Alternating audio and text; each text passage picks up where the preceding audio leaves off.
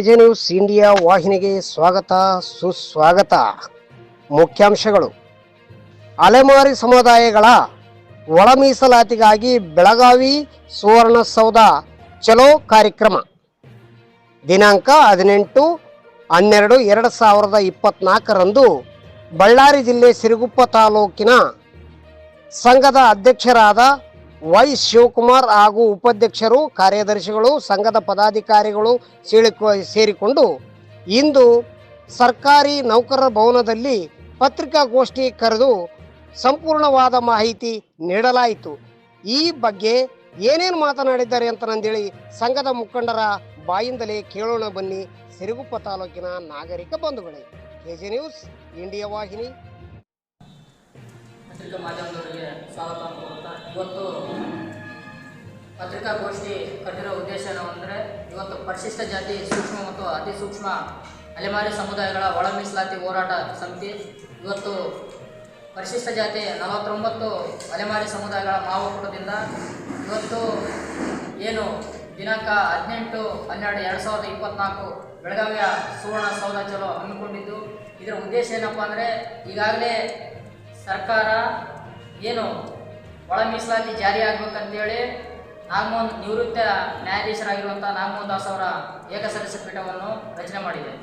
ಇವತ್ತು ನಾವು ಸರ್ಕಾರಕ್ಕೆ ಒತ್ತಾಯ ಮಾಡ್ತಾ ಇದ್ದೀವಿ, ಏನು ಸಂವಿಧಾನಬದ್ಧ ಹಕ್ಕುಗಳನ್ನು ಈ ಅಲೆಮಾರಿ ಸಮುದಾಯಗಳು ಈ ದೇಶಕ್ಕೆ ಸ್ವಾತಂತ್ರ್ಯ ಬಂದು 75 ವರ್ಷಗಳೇ ಕಳೆದರೂ ಕೂಡ ಇವತ್ತು ಕೂಡ ಅಲೆಮಾರಿ ಕುಲಕಸುಬುಗಳನ್ನು ಮಾಡಿಕೊಂಡು ಜೀವನ ನಡೆಸ್ತಿದ್ದು, ಇವರಿಗೆ ಆದಂಥ ಏನು ಸರ್ಕಾರಿ ಸೌಲಭ್ಯಗಳು ಮರೀಚಿಕೆ ಆಗಿದ್ದು, ಇವತ್ತು ಕೂಡ ಈ ಸಮುದಾಯಗಳು ಐಡೆಂಟಿ ಕಾರ್ಡ್ ಇಲ್ಲ, ಆಧಾರ್ ಕಾರ್ಡ್ ಇಲ್ಲ, ರೇಷನ್ ಕಾರ್ಡ್ ಇಲ್ಲ, ಜಾತಿ ಪತ್ರಕ್ಕೋಸ್ಕರ ಪರದಾಡುವ ಸ್ಥಿತಿಯಲ್ಲಿ ಇದ್ದು, ಈ ಸಮುದಾಯಗಳಿಗೆ ಸಂವಿಧಾನಬದ್ಧ ಹಕ್ಕುಗಳಿಂದ ವಂಚಿತರಾಗಿದ್ದು, ಈ ಸಮುದಾಯಗಳಿಗೆ ಸರ್ಕಾರ ಏನನ್ನ ನ್ಯಾಯ ಕೊಡಿಸ್ಬೇಕನ್ನೋ ಮನೋಭಾವ ಇದ್ದರೆ ಅವರಿಗೆ ಏನು ಸುಪ್ರೀಂ ಕೋರ್ಟು 1/8/2024 ಚಂದ್ರಚೂಡ್ ಅವರ ಸಮಿತಿ ಹೇಳಿದೆ, ಪೀಠ ಹೇಳಿದೆ, ಆ ಆದೇಶದ ತೀರ್ಪಿನ ಅನ್ವಯ ಇವತ್ತು ಯಾವುದೇ ಸಣ್ಣ ಸಣ್ಣ ಸಮುದಾಯಗಳು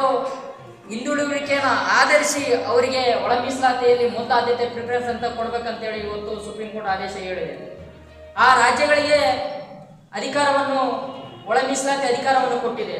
ಇಂತಹ ಸಂದರ್ಭದಲ್ಲಿ ಸರ್ಕಾರ ಈ ಸಮುದಾಯಗಳಿಗೆ ನ್ಯಾಯವನ್ನು ಕೊಡಬೇಕಾಗಿದ್ದರೆ ಈ ಸಮುದಾಯಗಳ ಹಿಂದುಳಿಯುವಿಕೆಯನ್ನು ಗಮನದಲ್ಲಿಟ್ಟುಕೊಂಡು ಏನು ನಾಗಮೋಹನ್ ದಾಸ್ ಅವರ ಆಯೋಗ ಕೂಡ ಗಮನದಲ್ಲಿಟ್ಕೊಂಡು ಮೊದಲು ಏನು JC ಮಾಧುಸ್ವಾಮಿ ಅವರ ಸಮಿತಿ ಮಾಡಿತ್ತು BJP ಸರ್ಕಾರದಲ್ಲಿ. ಅವತ್ತಿನ ದಿನ ಈ ಸಮುದಾಯಗಳಿಗೆ 89 ABCD ಅಂತೇಳಿ 4 ವಿಂಗಡಣೆ ಮಾಡಿ 4 ಭಾಗ ವಿಂಗಡಣೆ ಮಾಡಿ ಅದರಲ್ಲಿ 4ನೇ ಪಟ್ಟಿಯಲ್ಲಿ ಅಲೆಮಾರಿ ಸಮುದಾಯಗಳನ್ನು 89 ಜಾತಿ ಸೇರಿಸಿ 1% ಕೊಟ್ಟಿದ್ರು.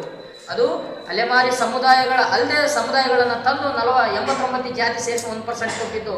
ಅದು ಮಾಡಿರುವಂಥದ್ದು ಅತ್ಯಂತ ಅವೈಜ್ಞಾನಿಕ, ಈ ತಳ ಸಮುದಾಯಗಳ ಬಗ್ಗೆ ಕಾಳಜಿ ಇಲ್ಲದಂಥದ್ದು ಅವತ್ತಿನ ದಿನ ಮಾಧುಸ್ವಾಮಿ ಅವರು ವರದಿ ಕೊಟ್ಟಿದ್ದು. ಆದರೆ ಇವತ್ತು ಏನು ಈ ರಾಜ್ಯದಲ್ಲಿ ಕಾಂಗ್ರೆಸ್ ಸರ್ಕಾರ ಇದೆ, ತಳ ಸಮುದಾಯಗಳ ಪರವಾಗಿದ್ದೀವಿ, ಶೋಷಿತರ ಪರವಾಗಿದ್ದೀವಿ ಅಂತ ಹೇಳುವ ಸರ್ಕಾರ ಇವತ್ತು ನಮ್ಮ ಪರವಾಗಿ ಇದ್ದಿದ್ದೆ. ಆದರೆ ನೀವು ನಮಗೆ 3% ಶಿಕ್ಷಣ ಮತ್ತು ಉದ್ಯೋಗದಲ್ಲಿ ಮೀಸಲಿಡಬೇಕು, ಅವತ್ತು ಮಾತ್ರ ಈ ಸಮುದಾಯಗಳು ಮುಂದೆ ಬರಲಿಕ್ಕೆ ಸಾಧ್ಯ ಆಗ್ತೈತಿ.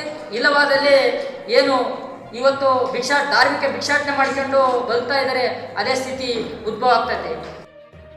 ಸರ್, ಇವತ್ತೇನು ಬೆಳಗಾವಿ ಸುವರ್ಣ ಸೌಧ ಚಲೋ ಹಮ್ಮಿಕೊಂಡಿದ್ದೀರಲ್ಲ, ಈ ಚಲೋ ಉದ್ದೇಶ ಮತ್ತು ಯಾವ ಕಾರಣದಿಂದ ನೀವು ಈ ಚಲೋನ ಮಾಡ್ತಾಯಿದ್ದೀರಿ? ಸರ್, ಇವತ್ತು ಏನು ಒಳ ಮೀಸಲಾತಿ ವಿಚಾರಕ್ಕೆ ಸಂಬಂಧಪಟ್ಟಂತೆ ಈಗಾಗಲೇ 1/8/2024ರಂದು ಏನು ಸುಪ್ರೀಂ ಕೋರ್ಟು ಆದೇಶ ತೀರ್ಪಿನ ಅನ್ವಯ ಇವತ್ತು ಎಲ್ಲ ಏನು ಒಳ ಮೀಸಲಾತಿ ವಿಚಾರಕ್ಕೆ ಆ ರಾಜ್ಯಗಳಿಗೆ ಬಿಟ್ಟಿರುವಂಥ ತೀರ್ಪನ್ನು ಈಗಾಗಲೇ ಸುಪ್ರೀಂ ಕೋರ್ಟ್ ಹೇಳಿದೆ, ಅಧಿಕಾರವನ್ನು ಆ ರಾಜ್ಯಗಳಿಗೆ ಬಿಟ್ಟಿದೆ. ಸುಪ್ರೀಂ ಕೋರ್ಟು ಕ್ಲಿಯರಾಗಿ ಹೇಳಿದೆ ಏನಂದರೆ, ಮೊದಲು ಯಾರು ಹಿಂದುಳಿದಿರ್ತಾರೆ, ಶಿಕ್ಷಣದಿಂದ ಉದ್ಯೋಗದಿಂದ ಅತಿ ಹಿಂದುಳಿದಿರ್ತಾರೆ, ಅಲ್ಲಿ ಅವರಿಗೆ ಮೊದಲು ಆದ್ಯತೆ ಕೊಡಬೇಕಂತೇಳಿ ಇವತ್ತು ಸುಪ್ರೀಂ ಕೋರ್ಟ್ ಸ್ಪಷ್ಟವಾಗಿ ಮಾಹಿತಿ ಹೇಳಿದೆ.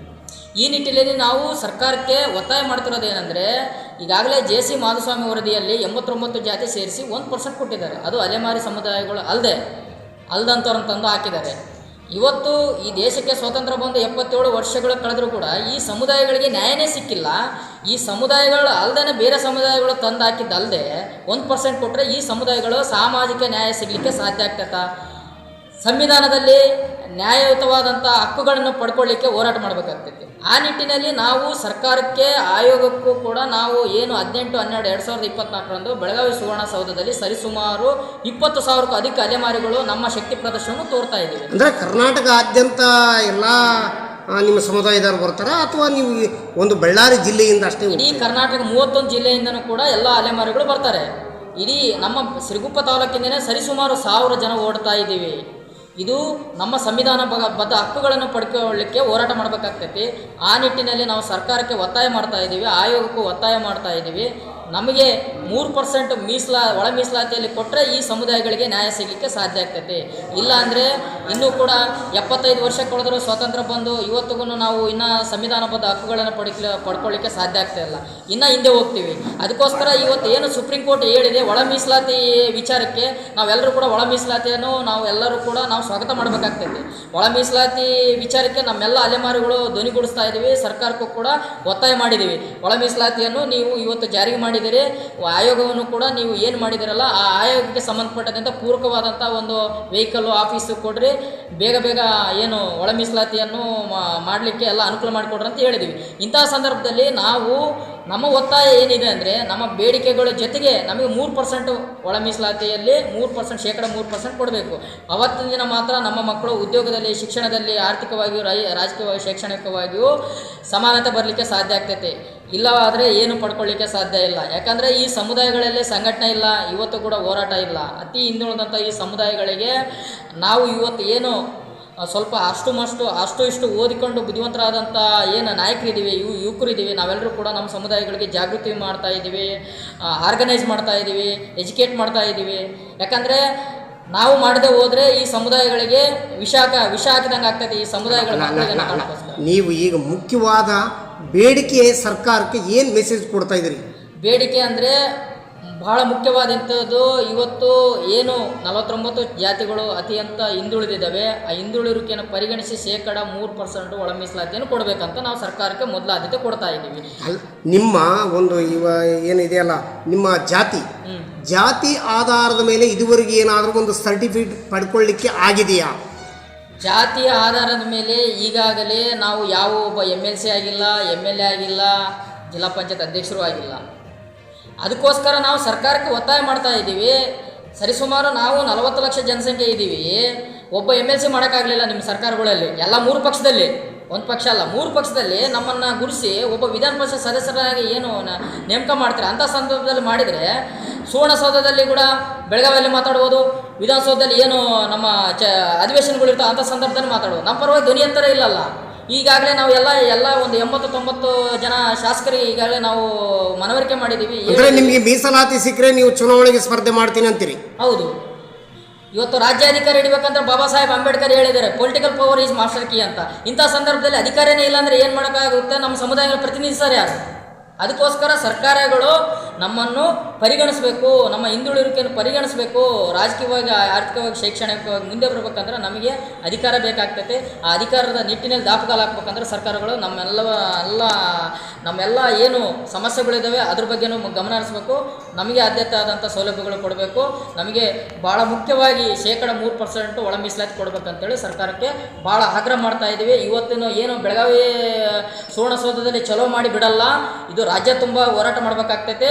ಮುಂದಿನ ದಿನಗಳಲ್ಲಿ ಉಗ್ರವಾದ ಹೋರಾಟ ಮಾಡಿ ನಮ್ಮ ಸೌಲಭ್ಯಗಳನ್ನು ನಾವು ಪಡ್ಕೊಳ್ಳಿಕ್ಕೆ ನಾವು ಮುಂದಿನ ದಿನಗಳಲ್ಲಿ ಭಾಳ ದೊಡ್ಡ ಹೋರಾಟ ಮಾಡಲಿಕ್ಕೆ ಈಗಾಗಲೇ ನಾವು ಸುವರ್ಣಸೌಧ ಆದ ನಂತರ ಮತ್ತೆ ಫ್ರೀಡಮ್ ಪಾರ್ಕಲ್ಲಿ ಕೂಡ ಚಲೋ ಮಾಡಬೇಕಾಗ್ತದೆ ಅಂತೇಳಿ ನಾವು ಈಗಾಗಲೇ ನಾವು ಸಂಘಟನೆಯಿಂದ ತೀರ್ಮಾನ ಮಾಡಿದ್ವಿ. ಬೆಂಗಳೂರು ಚಲೋ ನೆಕ್ಸ್ಟ್. Thank you. ತಮ್ಮ ಹೆಸರು? ನಮ್ಮ ಹೆಸರು ಶಿವಕುಮಾರ್ ಅಂತ ಸರ್, ಕರ್ನಾಟಕ ರಾಜ್ಯ SC/ST ಅಲೆಮಾರಿ ಬುಡಕಟ್ಟು ಮಹಾಸಭಾ ಬಳ್ಳಾರಿ ಜಿಲ್ಲಾ. ಈ ಚಾನೆಲ್ ಅನ್ನು ಸಬ್ಸ್ಕ್ರೈಬ್ ಮಾಡಿ ಮತ್ತು ಪಕ್ಕದಲ್ಲಿರುವ ಬೆಲ್ ಬಟನ್